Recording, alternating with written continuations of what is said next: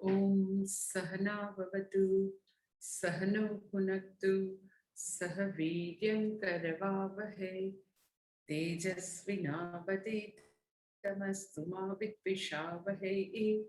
ओम शांति शांति शांतिः। श्रुतिस्मृतिपुराणानाम् आलयं करुणालयं नमामि भगवत्पादं शङ्करं लोकशङ्करं शङ्करं शङ्कराचार्यं केशवं बादरायणं सूत्रभाष्यकृतौ वन्दे भगवन्तो पुनः पुनः। ईश्वरो गुरुरात्मेति मूर्तिभेदविभागिने व्योमवद्व्याप्तदेहाय दक्षिणामूर्तये नमः। ओम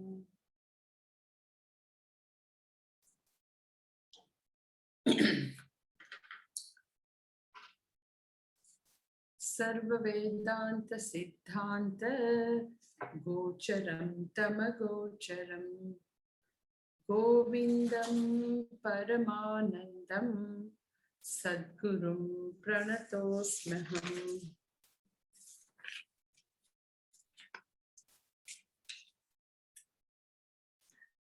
વિવેક ચુડામણી 22મો શ્લોક કરવાનો છે. શાંતા મહાંતો નિવસન્તિ સંતઃ વસંતવત લોકહિતં ચરન્તં તીર્ણા સ્વયં ભીમભવાર્ણવં શનાન અહેતુનાન્યાનપિ તારયन्तઃ.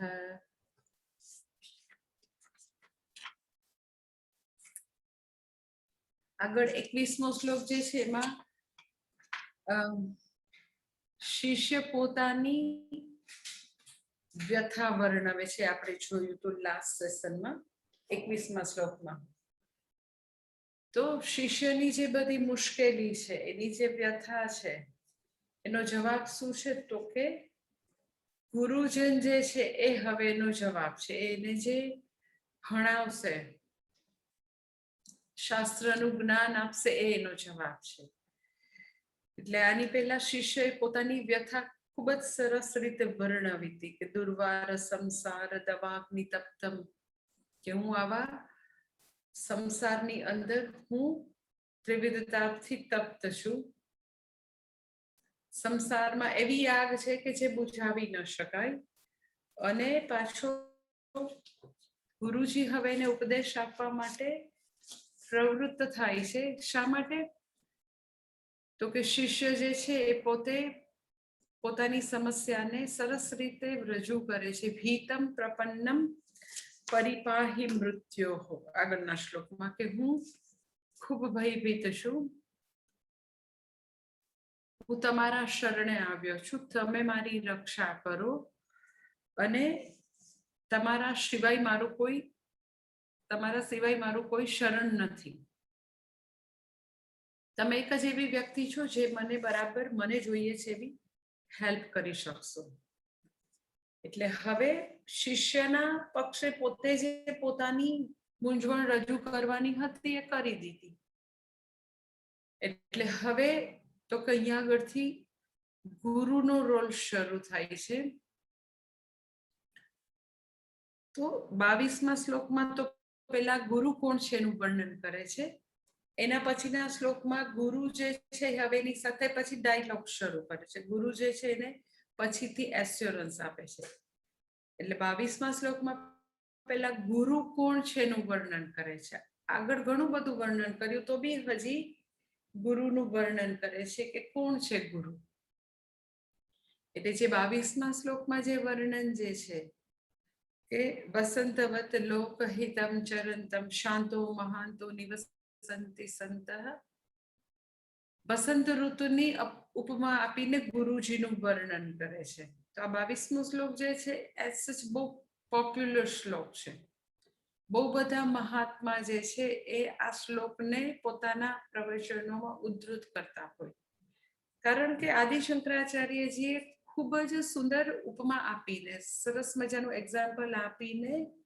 ગુરુનું વર્ણન કર્યું છે.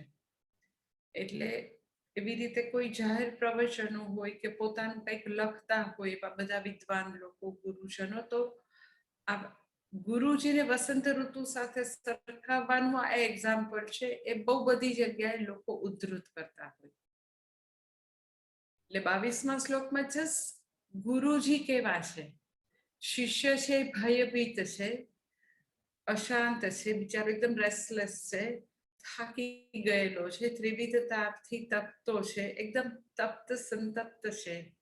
તો ગુરુ કેવા છે? તો સૌથી પહેલો શબ્દ કે છે શાંતો શાંતા મહાંતો નિવસંતિ સંતા.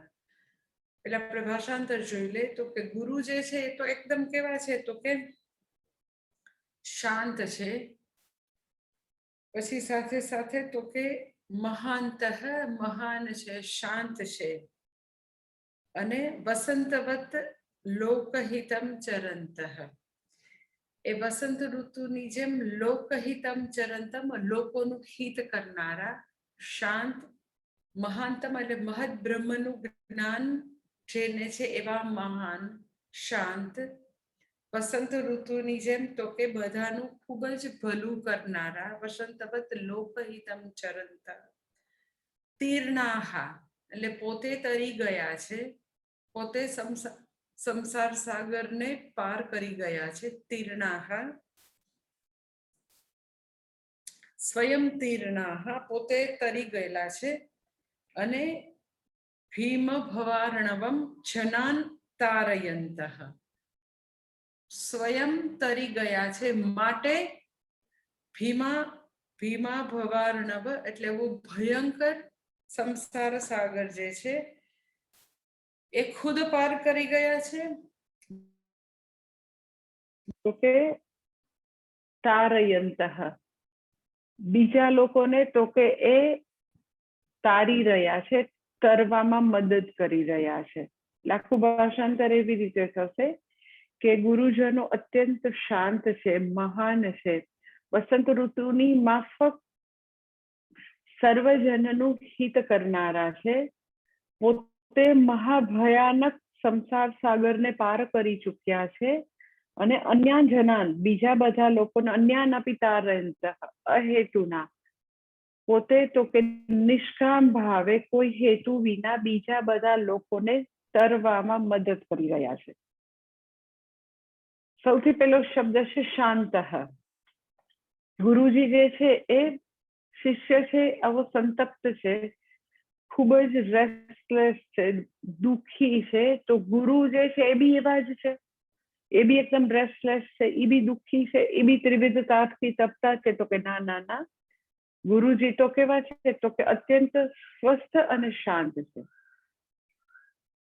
ગુરુજી જે છે એ તો કે મહાસાગર જેવા છે. ઉપરથી મહાસાગરમાં ઘણી બધી હલચલ ને પ્રવૃત્તિ દેખાય, તો ગુરુજી છે એ ઘણા બધા પ્રવૃત્તિશીલ હોય, પરંતુ જેમ સમુદ્રના પેટાળમાં તમે સમુદ્રની અંદર ને અંદર નીચે જાય, લાઈક સબમરીનમાં લોકો બધું શોધવા માટે જતા હોય, તો તમને ખ્યાલ હશે કે નીચે તો કે સમુદ્ર જે છે ધીર ગંભીર અને શાંત છે. પેટાળમાં બધી તરંગોની હલચલ જે છે ઉપરના લેવલે છે. એટલે આપણને એવું થાય કે ગુરુજન માટે પહેલો શબ્દ શાંત છે એવો વાપર્યો છે અહીંયા આદિશંકર. એટલે શાંત એટલે કઈ નહીં કરતા હોય, બેઠા હશે, પ્રવૃત્તિ શૂન્ય હશે, એવું આપણને એક પિક્ચર ઊભું થાય. કે somehow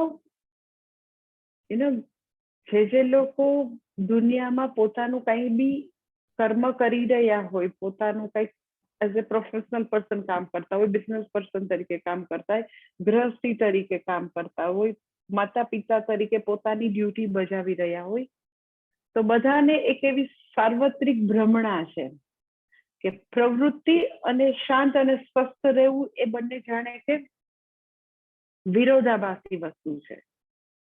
એટલે જેવું શાંત શબ્દ આવે એટલે બધાને એવું જ થાય કે તો બેઠા હશે હિમાલયની ગુફામાં, એક જગ્યાએ બેઠા હશે, કશું નહીં કરતા હશે, ખાલી એની પાસે જે શિષ્યો આવે એને જસ્ટ ભણાવતા હશે, બીજું કઈ જ નહીં કરતા. એટલે ગુરુજનની માટે જો આપણે સૌથી નજીકનું બીજું કોઈ એક્ઝામ્પલ આપવું હોય તો આવું મહાસાગરના પેટાળનું એક્ઝામ્પલ આપી શકાય કે ઉપરથી ભલે બહુ બધી તરંગો હોય તો લોકહિત માટે બહુ બધા કર્મો કરી રહ્યા હોય, પરંતુ એ જે પ્રવૃત્તિ જે છે એ એની જે શાંત અને સ્વસ્થતા એની જે ઇનર લીઝર જે છે એનું વિરોધી નથી. અત્યંત પ્રવૃત્તિ છતાં પોતે પોતાના અકર્તા આત્મામાં પોતે કોઈ પણ જાતનું કર્તૃત્વ નથી એ જ્ઞાનમાં શાંત છે, સ્વસ્થ છે. એટલે શાંતિ અને સ્વસ્થતા કર્મનું કદી વિરોધી નથી.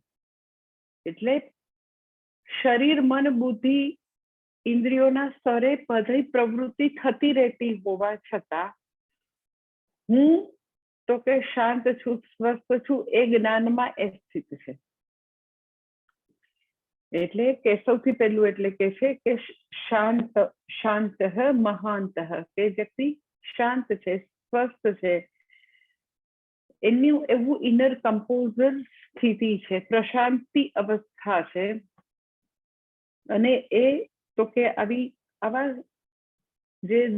જેવો રેસ્ટલેસ શિષ્ય છે એને ગુરુજીની અનેકવિધ પ્રવૃત્તિ છતાં એની શાંતિ દેખાય છે, માટે એને હવે ત્યાં આગળ હોપ્સ છે કે અહીંયા આગળ કંઈક મારું ભલું થશે. અધરવાઇઝ પોતાની આજુબાજુ જે બધા લોકો છે, સંસારના બીજા બધા લોકો છે, એને એવું લાગે છે કે ઇક્વલી બધા ત્રિવિધ તાપથી તપે છે. કોઈને આ પ્રકારની સમસ્યા છે તો બીજાને બીજા પ્રકારની સમસ્યા છે. તો બધા લોકો સમસ્યાથી ગ્રસ્ત અને તપ્ત છે, અશાંત છે, એવા રેસ્ટલેસ છે, તો ત્યાં કઈ એને કોઈ મદદની આશા નથી. એ કોઈ લોકો એને હવે એવી સ્વસ્થતા બક્ષશે એવું એને લાગતું નથી. પરંતુ ગુરુજી પાસે જાય ત્યારે એને ખબર પડે છે કે હજારો પ્રવૃત્તિ છતાં ગુરુજી શાંત અને સ્વસ્થ છે. કારણ કે ગૃહસ્થી માટે પણ એવું કદી એની પૂરી લાઈફમાં એવી અવસ્થા નથી આવવાની કે હા કોઈ જ કર્મ નથી કરવાનું, કોઈ કર્તવ્ય કર્મ નથી, કોઈ ફરજ નથી બજાવવાની, કોઈ પણ પ્રકારના કર્મો નથી કરવાના, એવી અવસ્થા તો કોઈ માટે ક્યારેય નથી. શરીર ટકાવવાના કર્મો બી એટલીસ્ટ તો કરવા પડશે વ્યક્તિ. તો જે શિષ્ય જે છે એને બાકીના બધા લોકોને તો કે જ્યારે જ્યારે કર્મો કરે ત્યારે એક પ્રકારનો સ્ટ્રેસ અને તકલીફમાં જ હોય લોકો, એવું લોકો જોવે છે આજુબાજુ. એટલા માટે લોકોને એવું જ થાય કે આપણને નિરાશ ક્યારે થાય તો કે રવિવાર હોય ત્યારે, કઈ કર્મ કરવાના ન હોય ત્યારે, પ્રવૃત્તિ ન હોય ત્યારે, લોકો સાથે મિનિમમ રિલેટ કરવાનું હોય તો આપણને શાંતિ હોય. જ્યારે ગુરુ કોણ છે તો કે બરાબર છે, સમુદ્રની જેમ ઉપરથી બહુ બધી હલચલ દેખાય, પરંતુ સમુદ્ર પોતાના પેટાળમાં જેમ શાંત અને સ્વસ્થ છે, ગંભીર છે, ધીરે ગંભીર. એવી રીતે ગુરુ અતિ પ્રવૃત્તિશીલ છતાં હંમેશા તો કે પોતાના મહિમામાં સ્થિત હોય. સમુદ્ર જેમ પોતાના મહિમામાં સ્થિત હોય એમ શાંત અને સ્વસ્થ એવા તો કે ગુરુજન છે. મહાનતમ, મહાનતમ એટલે આપણને એવું થાય કે બધાને પોતાના ગુરુ મહાન જ લાગતા હોય ને, તો મહાનતઃ શા માટે કે છે? તો મહાનતઃ એટલા માટે કે ગુરુજી જે છે એ ગુરુ તો છે જેને મહદ બ્રહ્મનું જ્ઞાન છે, જેને સદબ્રહ્મનું જ્ઞાન છે, જેનાથી મહાન કાંઈ નથી. પરબ્રહ્મ નું જ્ઞાન હોવું તો એ જ્ઞાનથી આગળ કશું જ નથી, જે અલ્ટિમેટ જ્ઞાન છે, જે સૌથી મહાન જ્ઞાન છે, પરવિદ્યાનું જેને જ્ઞાન છે, જેને તો કે એ બ્રહ્મ જે મહત છે એ જ્ઞાન ધરાવે છે, માટે એને મહાનતા કીધું. એવું નથી કે તો મનલેશ્વર છે એટલે મહાન છે, પછી તો એના નામની આગળ છે ને 1008 1008. અમારા ગુરુ ખાલી શ્રી ને શ્રી શ્રી શ્રી શ્રી શ્રી 1008 વાર, 1008 વાર ધર્મ ધુરંધર જદુ પપ્પુ છે. પેલા મને સમજાતું હતું, મને આટલું શું હશે, આટલું એનું પછી શોર્ટ ફોર્મ થી કઈ ખબર જ નથી પડતી. પછી એકવાર સ્વામીજીએ સ્પષ્ટતા કરી, ધર્મ ધુરંધર પરમ પૂજ્ય ફલાણા ફલાણા બધું. પછી બીજો 1108 તો કેટલી વાર. એટલે બધાને પોતાના ગુરુ તો એવા જ લાગતા હોય, બધાને પોતાના ગુરુ જગત ગુરુ લાગતા હોય, વિશ્વ ગુરુ લાગતા હોય, બ્રહ્માંડ ગુરુ લાગતા હોય. પૂજ્ય સ્વામીજી એના માટે બહુ જ સરસ એમ કે બધા પોતાની રીતે ટાઇટલ આવા રાખી દેતા હોય, વિશ્વ ગુરુ, આવા જગત ગુરુ, ફલાણા ફલાણા. તો સ્વામીજી બહુ સરસ કે તને કોણે એ ટાઇટલ આપ્યું? તારા ડ્રાઈવરે આપ્યું ટાઇટલ તને, જગત ગુરુ? એટલે કોઈ બી ટાઇટલ જે છે એનાથી મહાન વ્યક્તિએ ટાઇટલ આપેલું હોય. કે એમ કઈ તમે તમારી મેળે કઈ બધા ટાઇટલ લગાડીને ફરી ના શકો. એટલે આપણને વિચાર થાય કે બધાને ગુરુ તો મહાન જ લાગતા હોય. તો અહીંયા મહાન તો શબ્દ શેને માટે છે? તો એવી કોઈ બહારની બધી મહામંડલેશ્વર ને ધર્મ ધુરંધર એવી કઈ વાત એટલે મહાન એવું કઈ છે. મહાંત શબ્દ તો કે એના માટે છે કે જેને મહત બ્રહ્મનું જ્ઞાન ધરાવે છે, માટે મહાંત. શાંત મહાંત નિવસંતિ સંત. આવા સંતો આ જગતમાં નિવાસ કરે છે, આ જગતમાં વિહાર કરી રહ્યા છે. તો એવા મહાન ગુરુજનો જેને મહત બ્રહ્મનું જ્ઞાન છે, જે પોતાની પ્રકૃતિથી એવા ખૂબ જ શાંત છે, એવા તો કે જેને ખૂબ જ એવું ઇનર કમ્પોઝર ધરાવે છે, એવી શાંત અવસ્થામાં જે છે એવા ગુરુજન આ પૃથ્વી પર વિચરી રહ્યા છે. કેવા છે? તો કે વસંતવત લોકહિતમ શરંત.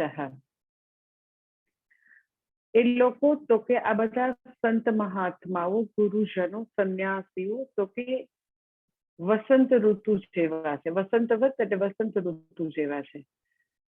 વસંત ઋતુ અને ગુરુજનની વચ્ચે શું સમાનતા છે? તો કે પાનખર પછી વસંત ઋતુ આવે. પાનખર આવે ને તો તમને ખબર છે કે વૃક્ષ જે છે એ સાવ કોઈ પણ પ્રકારના પત્તા વગરનું થઈ જાય. એટલે આપણને ખાલી એમ જ એવું લાગે કે હવે આમાં તો કઈ જાન નથી. કોઈને જેને બહુ બધી વૃક્ષોની ખબર ન હોય તો એને એવું થાય કે આ તો ડેડ ટ્રી છે, હવે આમાં કઈ છે નહીં. એટલે એવી પાનખર ઋતુમાં તો કે વૃક્ષ બિચારું બહુ બધું આવા ટ્રોપિકલ કન્ટ્રી હોય, ભારત જેવા કન્ટ્રી, તો તમને ખબર છે કે એટલી બધી ગરમીમાં બિચારું તપતું હોય વૃક્ષ, અને તો કે એ બધા જ એના પત્તા ખરી ગયા હોય. લાઈક તમને ખ્યાલ હશે, પાનખર હોય તો લીમડાના બધા પત્તા ખરી જાય. પછી જેવી વસંત ઋતુ આવે એટલે એમાં જ તમને આખું એ વૃક્ષ ટોટલી જુદું દેખાય. એટલે તમને જેટલા ટ્રેડિશનલ વૃક્ષો હશે ને આ ટ્રોપિકલ કન્ટ્રીમાં, કે લાઈક લીમડો હોય, પીપળો હોય, ઉમરો હોય, વડ હોય, તો એ બધા તમે જોજો પાનખર ઋતુમાં બધા જ પત્તા ખેરવી નાખે. અને બિચારા તો કે એવા કેટલી બધી સિઝન એવા તપતા ઉભા હોય. પછી તમે ટ્રોપિકલ કન્ટ્રી સિવાય એકદમ જ પાનખર ઋતુને અને વસંત ઋતુને ખૂબ જ સ્પષ્ટ જોવી હોય તો જે સ્નો કન્ટ્રી હોય એમાં એકદમ જ સ્પષ્ટ એ દેખાય કે જ્યારે આવી પાનખર આવે ત્યારે બધા એ સ્નો પડવાનું શરૂ થાય તો બધા વૃક્ષો તો કે પોતે ભગવાન એની અંદર જે એવી મિકેનિઝમ મૂકેલી છે, એની અંદર જે એવી બુદ્ધિ મૂકેલી છે કે એ સ્નોથી ભરપૂર સ્નોથી બચવા માટે પહેલા તો કે બધા જ એના પત્તા ખેરવી નાખે. હજી આપણે ટ્રોપિકલ કન્ટ્રીમાં તો હજી એમ કે આપણને એવું લાગે કે ના વૃક્ષ તો એમાં હજી ડાળીઓ ફૂટશે. સ્નો કન્ટ્રીમાં તો તમને એવું જ લાગે કે હવે ઠૂઠું થઈ ગયું છે, આમાં કઈ થશે જ નહીં. એટલે પાનખરમાં જે ટોટલી જાન વગરનું જે વૃક્ષ થઈ ગયું હોય, એક પણ પત્તું ન હોય, પરંતુ સ્નો કન્ટ્રીમાં તમને જ્યારે વસંત ઋતુ આવે, સ્પ્રિંગ આવે, તો તમને ખબર પડે કે આપણને એવું લાગે કે સ્નો જે છે એને ખૂબ જ નુકસાન કર્યું વૃક્ષને. નો ડાઉટ એને મુશ્કેલી બી વેચી હોય, પણ જેવો બધો સ્નો પીગળવા માંડે તો એના ભેજથી અને બીજા ઘણા બધા એવા પરિબળ હોય કે એને કારણે વૃક્ષને એટલું બધું સરસ નરિશમેન્ટ મળતું હોય. તો જેવું સ્પ્રિંગની શરૂઆત થાય તો ખરેખર સ્પ્રિંગ છૂટી થાય અને જે રીતે એ બધા વૃક્ષો નવપલ્લિત થઈ જાય, એ બધા વૃક્ષો ટોટલી અને ટોટલી સાવ એટલે સાવ નવા નકોર બની જાય. અને આમ કેવું તો કે આમ ખરેખર આપણને ખબર પડે કે સ્પ્રિંગ જે છે એનો જાદુ કરે છે, જાદુ. એટલે આપણે આમ આંખ જરા ખોલીએ ને આપણને જાદુમાં કેમ તદ્દન નવું પિક્ચર દેખાય. એટલે સ્નો કન્ટ્રીમાં તમને વસંત ઋતુનો ખરેખર મેજિક દેખાય, ભગવાનનો મેજિક દેખાય. કે જે સ્નો જે છે એ આપણને એવું લાગે કે આને તો સાવ તોડી નાખ્યું છે, આને તો બિચારાને સાવ ભાંગી નાખ્યું છે. એ જ સ્નો એને કેટલું બધું નરિશમેન્ટ કરીને ગયું હોય, એ બધા તમે વનસ્પતિ શાસ્ત્રીને પૂછો તો ખબર પડે કે ભેજથી પીગળે ત્યારે એને કેટલી બધી વસ્તુઓ આપીને જાય. તો વસંત ઋતુ આવે અને બધા વૃક્ષોમાં નવું એક જીવન આવી જાય. ચારે તરફ તો કે વિવિધ પર્ણ, બધા પત્તાઓ, બહુ બધા કલર આવી જાય. આખું એટલે આખી વનસ્પતિ સૃષ્ટિ એકદમ જ નવી નકોર અને કલરફુલ થઈ જાય. તો વસંત ઋતુ આવી સરસ આવી જાય, જે સાવ ઠૂઠા જેવા વૃક્ષો છે, જેમાં જે ઝાડ જ ન હોય એવા બેજાન વૃક્ષોને જ્યારે આવું નવપલ્લિત કરી દે, કલરફુલ કરી દે, તો વસંત ઋતુ કાંઈ અપેક્ષા નથી રાખતી. એ અપેક્ષા વિના પ્રકૃતિ જેમ પોતાનો જાદુ ચલાવે છે અને દરેકે દરેક પત્તામાં, દરેક ફૂલમાં તો કે આવો સરસ પ્રાણનો સંચાર કરે. એક્ઝેક્ટલી એવી જ રીતે ગુરુજનો તો કે બધા શિષ્યો ઉપર આવો જ એના જીવનમાં તો કે આવો નવો પ્રાણ ફૂકે. યુ કેન સે લાઈક નવો જન્મ આપે એવી કૃપા કરે. અને પાછી કેવી કૃપા કરે, કેવી રીતે કરે, તો કે અહેતુના. વસંત ઋતુ જે છે એ જેમ કોઈ પણ પ્રકારની અપેક્ષા નથી રાખતું. વસંત ઋતુ જે છે એ બધા સાથે પાછું ફેર છે કે હવે તો છે ને આંબો છે ને એ બહુ ઉપયોગી, હવે એમાં તમે બહુ સરસ બધા નવા નવા પત્તા આપો, હવે બાવળને શું જરૂર છે, જવા દો. તો કોઈ પણ પ્રકારના બાદ વિના, કોઈ પણ પ્રકારની કોઈ પાર્શિયાલિટી વિના, જેમ વસંત ઋતુ બધાનું કલ્યાણ કરે, સમગ્ર પ્રકૃતિમાં નવો પ્રાણ ફૂકે, બધાને નવપલ્લિત કરી દે, બધાને તો કેવા રંગીન બનાવી દે, એવી જ રીતે સંતજનો, ગુરુજનો, સંન્યાસી એવા કોઈ પણ પ્રકારના ભેદભાવ વિના, કોઈ પણ પ્રકારની કોઈ પાર્શિયાલિટી વિના, આના માટે કરાય ને આના માટે ન કરાય એવી કોઈ પણ પ્રકારની આવી ભેદભાવની નીતિ વિના અને કોઈ અપેક્ષા વિના કે ના હું તો જ ભણાવું, તમારું ઝૂમ જે છે એ તો જ ખુલશે, તમે આટલું કર્યું ટ્રસ્ટ માટે, તમે આમ કરો છો તો જ તમને મંદિરમાં આવવા મળે, તમે આમ કરો છો તો જ અમે તમને દર્શન કરવા દેશું, આટલું કરશો તો જ દર્શન ખુલશે, આટલું ક્લિક કરશો તો તમને યુટ્યુબ મળશે. ના, તો કે કોઈ પણ પ્રકારની અપેક્ષા વિના, કોઈ પણ પ્રકારની કોઈ ભેદભાવ વિના,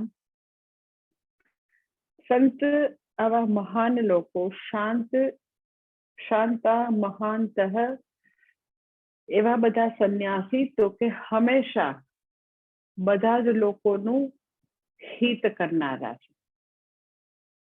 એ હિત કરવા માટે તો કે એને કોઈ પણ પ્રકારના કોઈ એવા, એ વ્યક્તિ મારી છે, એ ભારતમાં રહે છે, એ મારી જ્ઞાતિની છે, એ હિન્દુ છે, એ આમ છે, એવા કોઈ એવી વસ્તુની કોઈ ઇન્ટ્રોડક્શનની જરૂર નથી. અને અહેતુના કોઈ પણ પ્રકારની અપેક્ષા પણ નથી. અપેક્ષા વિના જે તો કે હંમેશા બધા લોકોનું ભલું કરવા માટે જે તત્પર છે, માટે એને વસંત ઋતુ સાથે સરખાવે છે. અને કે છે, પેલી લાઈનમાં કે છે, નિવસંતી સંતઃ, કે જગતમાં આવા ઘણા બધા સંતો છે. એવું નથી કે એક જ વ્યક્તિ, કોઈ બહુ બધા આ જગતમાં, કારણ કે બહુરત્ના વસુંધરા, આ વસુંધરા જે છે પૃથ્વીમાં બહુ બધા રત્ન છે. તો નિવસંતી સંતઃ, નિવસંતી એટલે બહુવચન છે, કે એવા બહુ બધા એવા સત્પુરુષો છે, સંન્યાસી છે, જ્ઞાનનિષ્ઠ લોકો આ જગતમાં વિચરી રહ્યા છે, કે જે લોકો વસંત ઋતુની માફક કોઈ પણ પ્રકારની અપેક્ષા વિના લોકોનું ભલું કરવામાં તત્પર છે. શિષ્ય એવું કહીને શું કહેવા માંગે છે કે જો આ વસુંધરા રત્ન છે, આવા જ્ઞાન રત્ન, આવા સંતો ઘણા બધા છે, મને તો એકની જ જરૂર છે. આખી પૃથ્વી પર તો ઘણા બધા હશે, તો મને એકની જ જરૂર છે. તો ભગવાન મને એ એકની પ્રાપ્તિ કરાવો, જેથી હું એના શરણે જઈને પૂછું.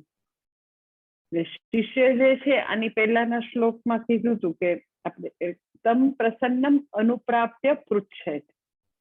શિષ્ય કહે છે કે હું એવા ગુરુજન છે આ જગતમાં, ઘણા બધા આવા સંતો વસંત ઋતુની માફક લોકોનું હિત કરવા માટે આવું વિચરણ કરી રહ્યા છે, તો મને એવા એક ગુરુની પ્રાપ્તિ થાય, જેને શરણે જઈને હું પૂછી શકું.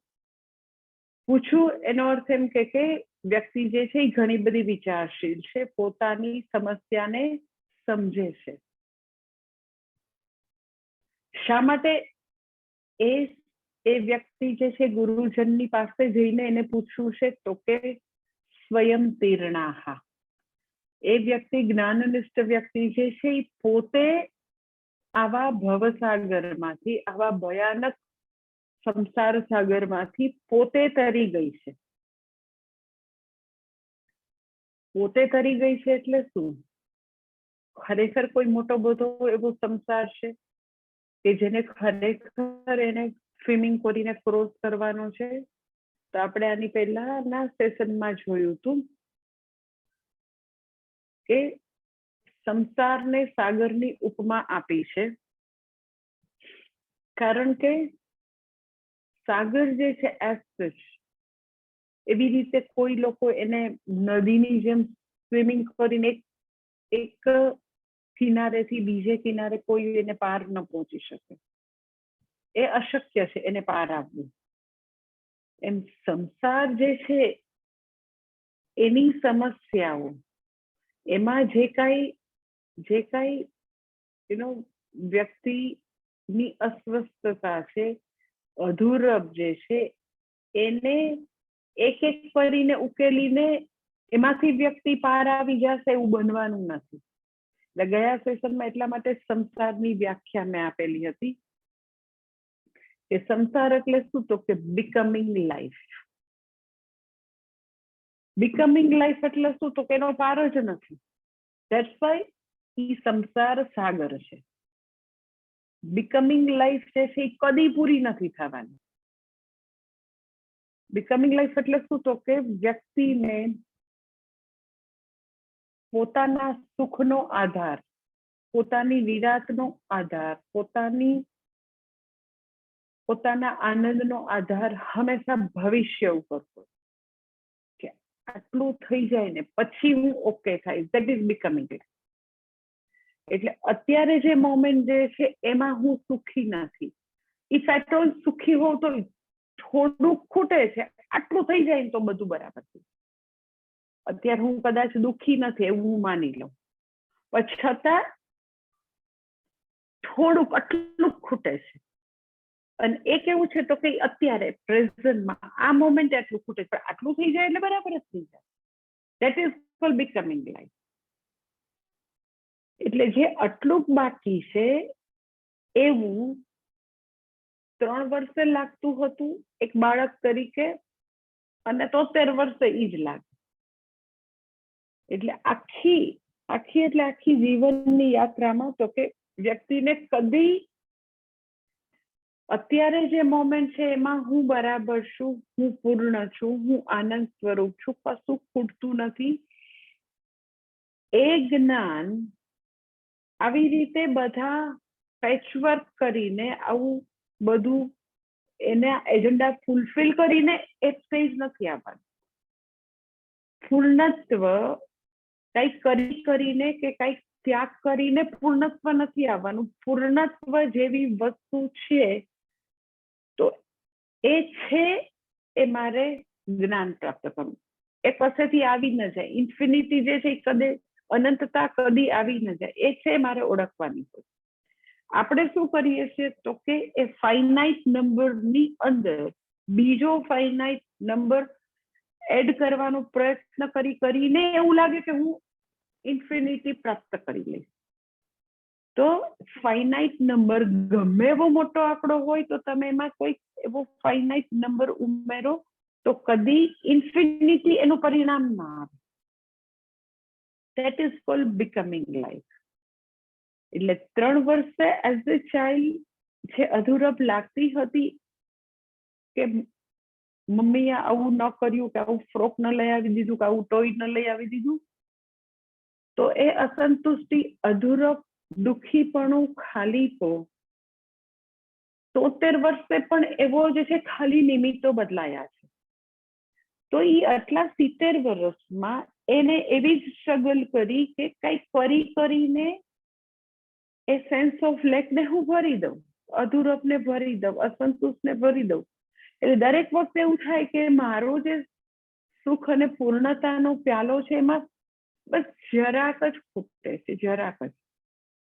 અને એવરી ટાઈમ એ જરાક ભરવા માટે વ્યક્તિ કર્મનો આશરો લે અને એવું થાય કે આવું કર્મ કરી અને કાલે બરાબર થઈ જાય. કાલે મીન્સ ફ્યુચરમાં. તો આ મોમેન્ટે તો કે એ અધૂરપનું ગાણું ચાલુ જ છે. That is called becoming life.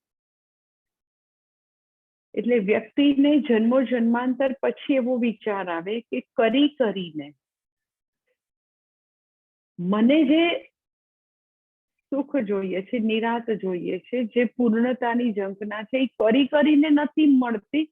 તો શાસ્ત્ર કહેશે તો હુંનું સ્વરૂપ જાણવાથી હું ત્યાં પહોંચી શકીશ, જે ઓલરેડી મારું સ્વરૂપ છે. એવો વિચાર જન્મો જન્માંતરના અનેક પુણ્ય પછી વ્યક્તિને એ પ્રકારની સ્ફુરણા આવે તો ગુરુ પાસે જાય, તો ભણે. એટલે સ્વયં તીરના ભવાબ્ધિ ભવસાગરને સ્વયં તીરના ભવસાગરને પોતે તરી ગયા છે. એનો અર્થ એમ કે ગુરુ હવે એ બીકમિંગ લાઈફની સ્ટ્રગલમાં હવે નથી. મારે પછી આટલા શિષ્યો આવે ને એટલે હું બરાબર થઈ જાય. પછી આશ્રમમાં છે ને આટલું બાકી છે, આ ગૌશાળામાં આટલું કરવાનું, પછી હું ઓકે થઈ જાય.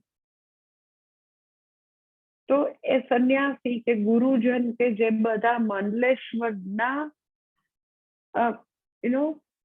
હું ઓકે થઈશ એના બધા નિમિત્તો ગૃહસ્થિતિ કદાચ જુદા હોય. આટલા રૂમ થઈ જાય, આટલું બેંક બેલેન્સ, આટલું કોર્પસ થઈ જાય, આટલા સ્ટુડન્ટ્સ આવી જાય, આટલી તબિયત સરખી થઈ જાય, વોટ એવર. તો એનો અર્થ એમ કે એ પણ હજી બીકમિંગ લાઈફમાં જ છે. એનો અર્થ એમ કે ભલે સંન્યાસનું કે એવું કોઈ બી જીવન જીવે છે, પરંતુ છતાં તો કે છે સંસાર. સંસાર એટલે પરણેલા કે ગૃહસ્થી એ નથી કોઈ દિવસ શાસ્ત્રમાં એનો અર્થ. સંસાર એટલે તો કે જે હજી બીકમિંગ લાઈફની સ્ટ્રગલમાં ફસાયેલા છે. આમ કરવાથી હું ઓકે થઈશ, અત્યારે બરાબર નથી. સ્વયં તીર્ણા એટલે શું તો કે એમાંથી જે મુક્ત છે, જે એમાંથી મુક્ત છે, અર્થાત આત્મની એવ આત્મના તુષ્ટ, પોતે પોતાના પૂર્ણત્વને પામી ગયા છે. પોતે સ્વથી સંતુષ્ટ, જે પૂર્ણ છે તો બહુ બધી નદીઓ એ સમુદ્રમાં જળ ઠાલવે તો જ સમુદ્રની પૂર્ણતા હોય, અથવા તો બહુ બધું બાષ્પીભવન થઈ જાય એટલે સમુદ્ર સુકાઈ જાય, એવું કદી નથી થવાનું. એટલે સ્થિતપ્રજ્ઞના લક્ષણમાં જેમ છે ને, આપૂર્યમાન અચલ પ્રતિષ્ઠમ સમુદ્રમાં પ્રવિશંતિ યદ્વત, કે એ એવા છલોછલ ભરાયેલા સમુદ્ર જેવી એની પૂર્ણતા છે. નદીઓ જળ ઠાલવે કે જળ ન ઠાલવે, સમુદ્ર સુકાઈ જાય ને ત્યાં ફૂટબોલનું મેદાન થઈ જાય એવું થવાનું નથી. એટલે સ્વયં તીર્ણાહ એટલે તો કે પોતે આવી બિકમિંગ લાઈફની હવે સ્ટ્રગલમાં જે નથી, પોતે એમાંથી તરી ગયા છે. એટલે આગળ તો કે આવી રીતે દાવાનળનું એક્ઝામ્પલ આપ્યું સંસાર માટે. અહીંયા તો કે સ્વયં તીર્ણાહ એટલે અહીંયા સમુદ્રનું એક્ઝામ્પલ આપે છે કે આવો જે બિકમિંગ લાઈફનો જે સમુદ્ર જે છે એને એ તરી ગયા છે. પોતે તો તરી ગયા છે, પછી પોતે કેદારનાથની ગુફામાં જઈને બેસી નથી ગયા કે હવે મારે કઈ હિમાલયમાંથી નીચે નથી ઉતરવું, બધાનું જે થવું એ થાય, મને મારા ગુરુજીએ જ્ઞાન આપી દીધું છે, બસ વાત પૂરી, મારે કઈ નથી કરવું. તો એવું બી કરે તો એ ગુરુજનને કોઈ આદેશ ના આપી શકે. પોતે પોતાના ગુરુ પાસે જઈને ભણી લીધું હોય, પોતે જ્ઞાનનિષ્ઠ થઈ ગયા હોય, પછી સપોઝ એવું નક્કી કરે કે મારે તો હવે કેદારનાથની ગુફાથી નીચે નથી આવવું, તો ન બી આવી શકે. ન બી આવે તો બી એને કોઈ પણ પ્રકારના એને નીતિ નિયમો કોઈ આપી ન શકે. પરંતુ અહીંયા શિષ્ય કહે છે કે મારા ગુરુજન કેવા છે, તો કે સ્વયં તીર્ણાહ, પોતે તો કે આવું બિકમિંગ લાઈફનો આવો સમુદ્ર તરી ગયા છે, પાર કરી ગયા છે, અને બીજા બધા મારા જેવા શિષ્યોને તો કે એ પાર કરાવવા માટે હેલ્પ કરી રહ્યા. જેવી રીતે એનો વ્યક્તિ ડૂબી રહી હોય તો કેવી રીતે દોરડા નાખીને જુદા જુદા સાધનોથી એ બધા રેસ્ક્યુ કરવા વાળા હોય ને, તો જુદા સાધનોથી લોકોને બચાવી લે ડૂબતા હોય. તો તમને ખ્યાલ હશે, જ્યારે જ્યારે એવી કોઈ બી દુર્ઘટના થાય તો એ લોકો પાસે, રેસ્ક્યુ ટીમ પાસે બહુ બધા સાધન હોય, કે દોરડું હોય ને નાનકડી હોડી લઈને જાય ને વગેરે વગેરે. એમ અહીંયા પણ ગુરુજન તો કે પોતે તરી ગયા છે, અને વિવિધ ઉપાયો દ્વારા, જુદા જુદા ઉપાયો, જેને જેવા ઉપાયની જરૂર હોય, કોઈને સેવાના ઉપાયની જરૂર હોય, કોઈને જપ તપના ઉપાયની જરૂર હોય, કોઈને તો કેવું પર્સનલ એટલા બધા ડિસ્ટર્બ હોય તો પર્સનલ એને ઘણી બધી વાત કરવાની જરૂર હોય. એટલે વિવિધ ઉપાયો દ્વારા તો કે એ બધા લોકોને તો કે સમુદ્ર પાર કરાવવા માટે મદદ કરી રહ્યા છે. સમુદ્ર પાર કરવા માટે મદદ કરી રહ્યા છે, પણ એ અહેતુના, કોઈ પણ પ્રકારના હેતુ વિના, કોઈ પણ પ્રકારની અપેક્ષા વિના. આપણને એવું થઈ ગયું કે કોઈ પણ પ્રકારની કોઈ વળતરની, કોઈ એવું મારા માટે આ કરે એવી અપેક્ષા ન હોય, પરંતુ એવી તો અપેક્ષા હોય ને કે બધા મને વાહ વાહ કરે, મારો યશ થાય, કે હું તો ગીતાચાર્ય, હું તો મહાન વેદાંતાચાર્ય, એવી તો અપેક્ષા હોય ને.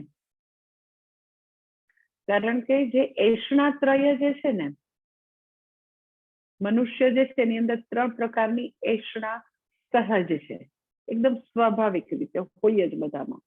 શું? તો કે પુત્રેષણા, વિત્તેષણા, લોકેષણા. સંતાનની ઈચ્છા, દેટ ઇઝ ફર્સ્ટ, કે પોતાને દીકરો દીકરી કોઈ બી સંતાન હોય, દેટ ઇઝ પુત્રેષણા. ધેન વિત્તેષણા, કે ધનની એષણા હોય બધાની. પછી તો કે છેલ્લે લોકેષણા. તો એ પોતે સંન્યાસી છે તો ચલો એમ કે બિકમિંગ લાઈફના ચક્રમાંથી બહાર છે, તો શિષ્ય પ્રશિષ્ય એવી કોઈ ઈચ્છા નથી. ભગવાનની ઈચ્છાથી જે આવે એને ભણાવી રહ્યા છે. પછી તો કે એ વિત્તેષણાથી બી બહાર નીકળી ગયા છે. પણ એષણાત્રયમાં એક પછી એક એષણા દૂર કરવી બહુ મુશ્કેલ. સૌથી પહેલી મુશ્કેલ તો કે આવી સંતાનની ઈચ્છા, એ મુશ્કેલ. પછી એનાથી વધારે અઘરી તો કે વિતેષણા. એટલે તમે જો કે એવા તમે જોયા હશે આવા ધર્મના મોટા મોટા સ્થાનકો કે સમગ્ર પોતે જગતનું બધું જ છોડી છાડીને સંન્યાસી બન્યા હોય, પરંતુ છતાં તો કે સંન્યાસી ન બન્યા હોય તો એવા મોટા બધા કથાકાર હોય ને મંડલેશ કથાકાર હોય ને જુદા જુદા પોઝિશનમાં પોતે એમ કે ભગવદ્ ગીતાનો પ્રચાર કરનારા હોય, વેદાંતનો પ્રચાર કરનારા. તો તમે જો કે એ લોકો એવી પુત્રેષણાથી કદાચ મુક્ત હોય, પણ વિતેષણા કેટલી હોય કે એ લોકો જ્યારે એનો દેહાંત થાય પછી તમે ટ્રસ્ટમાં જુઓ તો આપણું મગજ કામ ન કરો એટલા પૈસા હોય. ખરેખર જે તે લોકોને ટ્રસ્ટમાં, ધર્મના ટ્રસ્ટમાં પૈસા શાને માટે આપ્યા હોય તો કે ધર્મનો પ્રસાર લોકહિતના કામ માટે આપ્યો. લાઈક યુ નો કે આસારામ જે છે એને લઈ ગયા જેલમાં, તો લિટરલી આમ કે નાનો ટ્રક ભરાય એટલા જમીનના ડોક્યુમેન્ટ હતા, કેટલા હજાર કરોડ, એ તો મને તો આંકડા બી ના આવડે, પણ એટલા કરોડો રૂપિયા બેંક બેલેન્સમાં અને આખા ભારતભરમાં એટલી બધી જમીન કે એના ડોક્યુમેન્ટ માટે નાની ટ્રક આવે ત્યારે એ લોકો લઈ જઈ શકે. તો આવા તો અનેક આવા ધર્મ, ખબર નહીં એને ધર્મ કહેવાય કે નહીં, પણ એવા આવા ધાર્મિક બધા નેતાઓ છે કે જે લોકો અતિશય વિતેષણાથી પીડાતા હોય, અતિશય વિતેષણા, કે જે તે વ્યક્તિ પાસે વિત્ત એના માટે જ આવ્યું હોય. આ બધા જે ધાર્મિક બધા લીડર હોય તો શેના માટે લોકોએ આપ્યું? લાઈક મંદિરમાં પૈસા આપે તો શેને માટે? મંદિરમાં સારી પૂજા થાય, લોકો ભક્તિ કરે, હિન્દુ ધર્મનો પ્રચાર થાય, એના માટે આપ્યું હોય. તો ઇનવેરિયેબલી તો કે એવા મોટા મોટા ભગવદ્ ગીતાના પ્રચાર કરનારા કેટલા એવા ટ્રસ્ટના મેં સાંભળ્યા છે કે પછી ઇનવેરિયેબલી પોતાની ભત્રીજીને, ભત્રીજાને, ભાણાને, જેમ મમતા બેનર્જી હોય તો એમ કે એના ભત્રીજાને આગળ કરે. તો આખી જિંદગી જે લોકોએ અનાસક્તિનું, નિષ્કામ કર્મનો ઉપદેશ આપ્યો હોય, ઇનવેરિયેબલી તો કે એવા બધા લોકો ગુજરે, આવા ધર્મના નેતાઓ, તો પોતાના સગાઓને મૂકી જાય અને ભયંકર બેંક બેલેન્સ. આપણું તો મગજ કામ ન કરે, આપણને તો આંકડા વાંચતા ન આવડે, એવડા મોટા આંકડા. એટલે પુત્રેષણા જે છે એ છોડવી તો કે મુશ્કેલ, એનાથી વધારે મુશ્કેલ તો કે વિતેષણા. અને સૌથી મુશ્કેલ જો હોય વિતેષણા પછી પણ સૌથી ડિફિકલ્ટ કોઈ એષણા હોય તો that is third, that is લોકેષણા. એટલે લોકોને જ્યારે બી પોતે કાંઈ બી કર્મ કરે, લોકોના હિત માટેનું કર્મ કરે, તો નાનકડું બી લોકહિતનું કામ કર્યું હોય તો એને એવું થાય કે છાપામાં તો છપાવવાનું, ફોટો આવવો જોઈએ, આપણું નામ આવવું જોઈએ, આપણી સંસ્થાનું બેનર હોવું જોઈએ, બધા લોકોએ વાહ વાહ કરવી જોઈએ. તો અહીંયા આગળ વર્ણન શું છે તો કે એવા ગુરુજન છે જે વસંત ઋતુની માફક લોકહિતમ ચરંતઃ, લોકોનું હિત કરતા રહે છે. કેવી રીતે તો કે અહેતુના, કોઈ પણ પ્રકારની હવે અપેક્ષા નથી. લોકો વાહવા કરે, યશોગાન થાય એવી પણ અપેક્ષા નથી. અને હંમેશા તો કે લોકોને મદદ કરવા માટે તત્પર એવા આ બધા ગુરુ છે. અને એવા નિષ્કામ ગુરુજન, કોઈ પણ પ્રકારની બદલાની અપેક્ષા વિના જે હંમેશા સુહૃતની જેમ લોકોનું હિત કરવા વાળા છે, એવા ગુરુજનને તો કે ગુરુજન હવે શિષ્યને સરસ, ખૂબ જ સુંદર શબ્દોમાં હવે એસ્યોરન્સ આપે છે. પેલા અહીંયા આગળ આ શ્લોકમાં તો કે આ 22મા શ્લોકમાં એ ગુરુજન કોણ છે એનું વર્ણન કરે છે. હવે ગુરુજી પોતે પોતાના સરસ મજાના એકદમ શિષ્યને શાતા થાય એવા શબ્દોથી હવે તો કે શિષ્યને સાંત્વન આપે છે, કારણ કે આગળના શ્લોકમાં મેં તમને વાત કરી એમ શિષ્ય પોતાની વ્યથા ઠલવે છે. તો હવે ગુરુજન તો કે એને ખૂબ જ શાંત કરે છે અને શું કહે છે એ હવે તો કે 23મા શ્લોકમાં છે.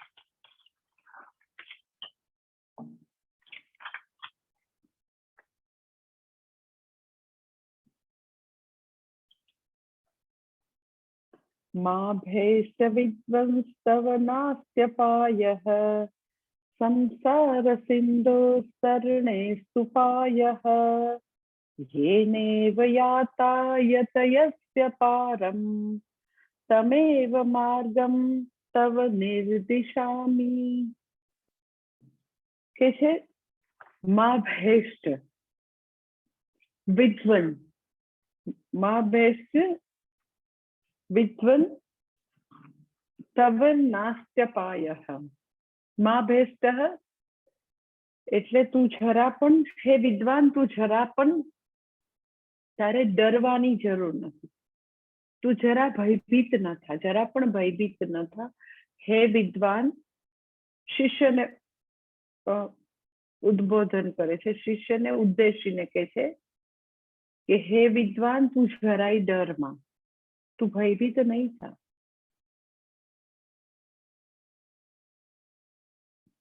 કે છે એના પછીનું કે છે મા ભેષ્ટ વિદ્વંસ તવ નાસ્ત્ય અપાયઃ. અપાયઃ એક અપાયઃ શબ્દ છે, એક ઉપાયઃ શબ્દ છે. અપાય એટલે ડેન્જર, કે કાંઈ તારા માટે એવી કોઈ એવું ડેન્જર તારા માટે નથી, હવે કાંઈ જોખમ નથી. હવે તો કે શાંતિ વાળો રસ્તો છે, હવે કોઈ એવું ડેન્જર નથી લાઈફમાં. અપાયઃ એટલે આવું ડેન્જર કે જોખમ, એટલે તારા માટે હવે કોઈ આવું ભયજનક કોઈ વસ્તુ નથી. સંસાર સિંધો તરણે, પછીની લાઈનમાં છે એમાં ઉપાયઃ શબ્દ છે, આગળ જે છે અપાયઃ, આ ઉપાય છે. એટલે કે છે સંસાર સાગર પાર કરવાનો ઉપાય છે. અને કેવો ઉપાય છે?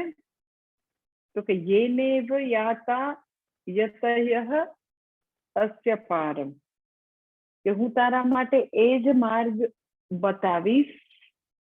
તમેવ માર્ગમ તવ નિર્દિશામિ, કે જેના ઉપર એવા યોગ્ય પ્રયત્ન કરવા વાળા આ સંસારને પાર કરી ગયા છે, એ જ માર્ગ હું તને બતાવીશ. આખું ભાષાંતર એવી રીતે થશે કે હે વિદ્વાન તું જરા પણ ભયભીત ન થા, તારા માટે હવે કોઈ ડેન્જર નથી, કોઈ એવી ભયજનક વસ્તુ જ નથી કે તારે ડરવું પડે. અને સંસાર સાગર પાર કરવાનો ઉપાય છે. એ માર્ગ ઉપર તો કે યોગ્ય પ્રયત્ન કરવા વાળા આ સંસારને પાર કરી ગયા છે, એ જ માર્ગ હવે હું તને બતાવું. એટલે ગુરુજી હવે તો કે સરસ રીતે શિષ્યને શાંત કરે છે, શાતા આપે છે. ઓર યુ કેન સે એને અભય વચન આપે છે. જેવી રીતે ભગવદ્ ગીતામાં તમને ખબર છે કે ભગવાન એવી 2-3 જગ્યા છે કે જ્યાં અર્જુનને સરસ રીતે અભય વચન આપતા હોય. લાઈક 6થા અધ્યાયમાં એવું ભગવાન કહે છે, નહીં કલ્યાણ કૃત કશ્ચિત દુર્ગતિમ સાત ગચ્છતિ. એટલે તું એમ કે તાત શબ્દ એવા સંબોધનથી કહે છે કે હે દીકરા તું જરાય તું એના માટે તું ચિંતા નહીં કરતો, ગભરાતો નહીં. કલ્યાણના માર્ગે ચાલનાર ની કદી દુર્ગતિ હોતી નથી. એવું ભગવાન બીજી 2-3 જગ્યાએ પણ સરસ રીતે સંતપ્ત શિષ્યને અભયતા આપે છે. એટલે તમે જોજો કે ભગવાનની મૂર્તિ હોય ને એમાં એક વરદ હસ્ત હોય, એક અભય હસ્ત હોય. વરદ હસ્ત એટલે વરદાન આપનારો હાથ, અભય હસ્ત એટલે ભગવાન પાસે જે ભગવાનની શરણે આવ્યો છે, ભક્તિ કરે છે, તો એને બહુ બધી સંસારમાં બહુ બધી જગ્યાએ એને ભય હોય. તો ભગવાનના શરણે આવે તો એને અભયતા પ્રાપ્ત થાય. કેવી રીતે? તો કે ભગવાનનો અભય હસ્ત હોય. તો હું છું ને, એટલે હું મારા ભક્તની લાજ નહીં જવા દઉં, હું એનું કલ્યાણ કરીશ, હું એની સાથે છું. દેટ ઇઝ અભય હસ્ત. એમ અહીંયા પણ તો કે શિષ્ય એટલો બધો બિચારો ભયભીત છે, એને બધી જગ્યાએ પોતાની પીડા વર્ણવે છે કે જો બધી જગ્યાએ આગ લાગી છે, દાવાનળ ફાટ્યો છે અને કદી ન બુજાય એવી આગ છે. એટલે શિષ્ય જે છે એ એટલી બધી બારીકાઈથી પોતાની સમસ્યા જોવે છે, જેટલી તમે બારીકાઈથી જોઈ શકો એટલે તમને સમસ્યાની એકદમ ગ્રેવિટી ખબર પડે કે આ કોઈ સમસ્યા એવી કોઈ સીધી સાદી નથી. નાનકડી આગ નથી લાગી કે પેલું અડુક નાનકડું પેલું હોય એનું બુઝાવવાનું, પેલો કાર્બન ડાયોક્સાઇડ આમ છટકાવો એટલે બંધ થઈ જાય, એવી કોઈ આગ નથી. આ તો જંગલમાં લાગેલી મહાભયાનક દાવાનળ છે. એટલે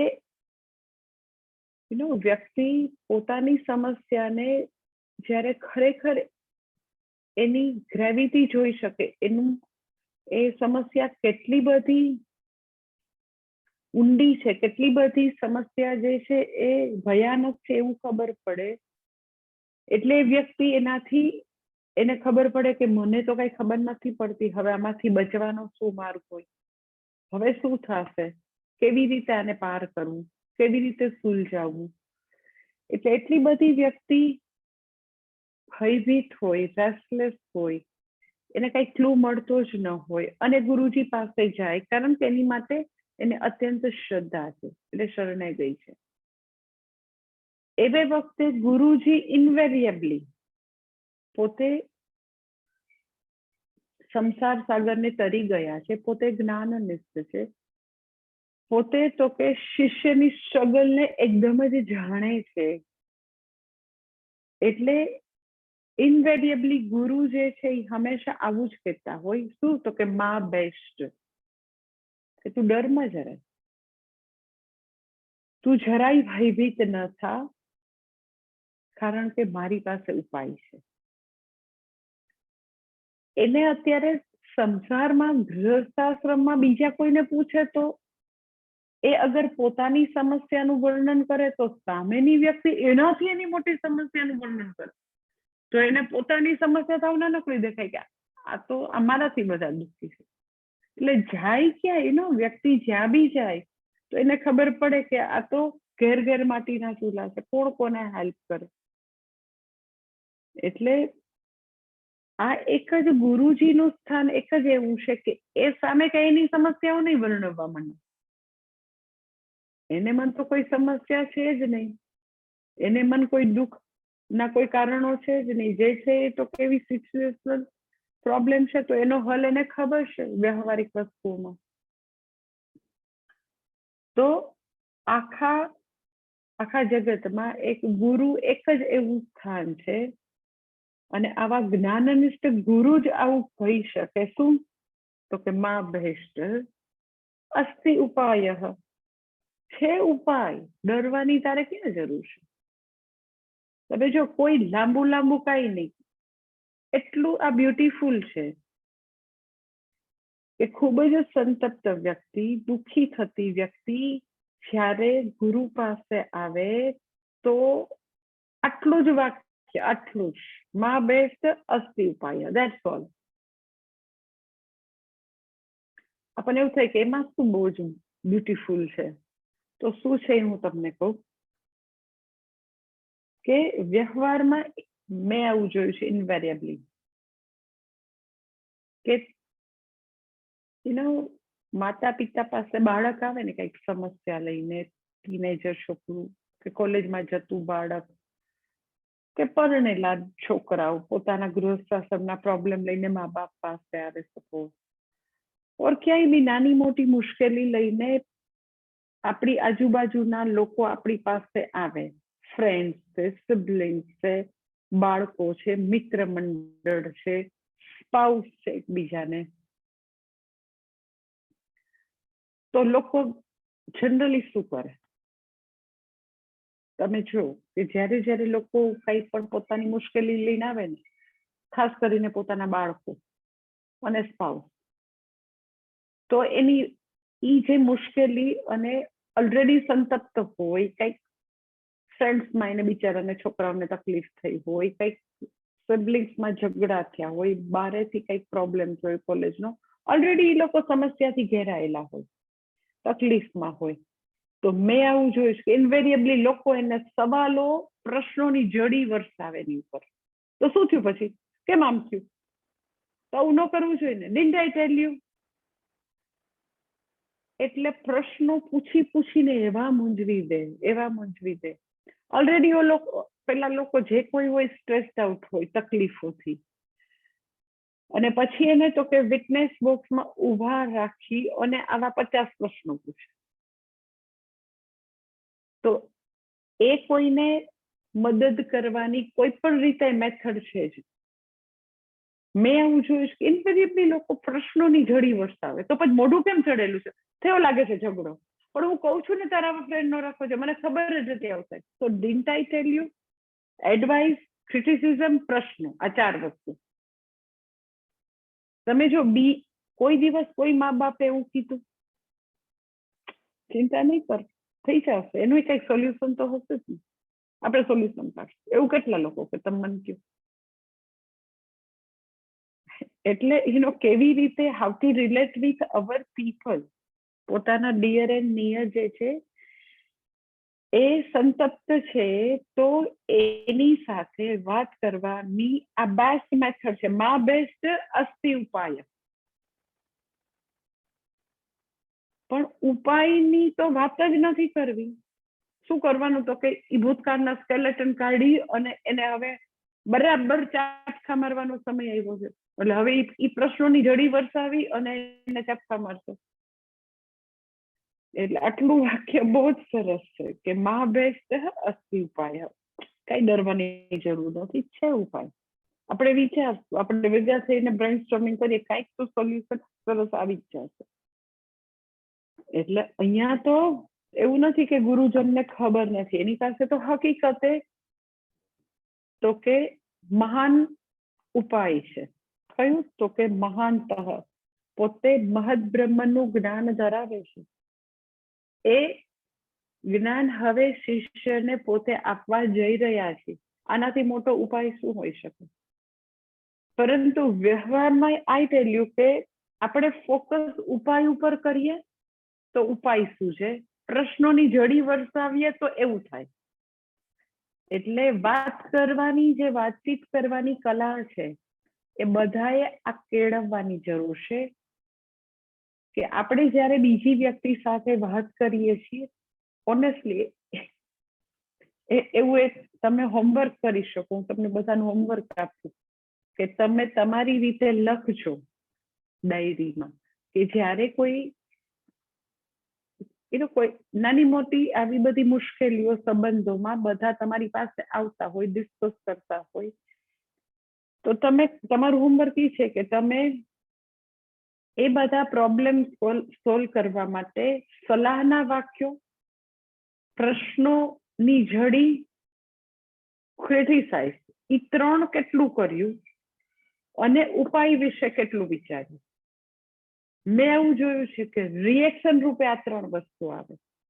એટલા પ્રશ્નો પૂછીને મૂંઝવી નાખે. ઓલરેડી વ્યક્તિ મૂંઝાયેલી આવી હોય તમારી પાસે, એટલા પ્રશ્નો પૂછે. શા માટે? પણ એટલે પ્રશ્નો તો કે પ્રશ્નો નથી પૂછવા, સલાહ તો કે ના, ક્રિટિસિઝમ તો કે ના, શું તો કે સોલ્યુશન વિશે વિચારવું છે. એટલે અહીંયા બી ગુરુજી શિષ્યને પ્રશ્નો પૂછીને મૂંઝવી નથી નાખતા. કે મેં તો કીધું હતું, કેટલા વર્ષોથી કીધું હતું કે સંસારમાં કાંઈ નથી, ઇહ સંસાર સુખ છે ગંધ માત્ર નાસ્તિ. કેટલી વાર કીધું હતું, ક્યાં કઈ ભેજામાં જાય છે, હવે આવ્યા તમે, એવું કાંઈ જ નથી કહેતા. આટલું સિમ્પલ. માં ભયસ્તઃ અસ્તિ ઉપાય, ભયભીત ન થા, સોલ્યુશન છે, ઉપાય છે. શું ઉપાય છે કાલે જોઈએ.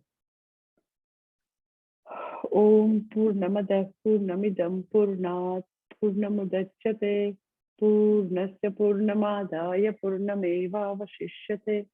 ઓમ શાંતિ શાંતિ શાંતિ.